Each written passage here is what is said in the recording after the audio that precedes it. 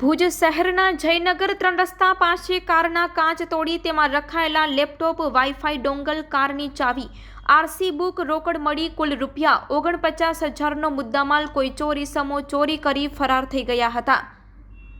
આ બનાવ અંગે ભુજ શહેર એ ડિવિઝન પોલીસ મથકે ફરિયાદ નોંધાવવામાં આવી છે।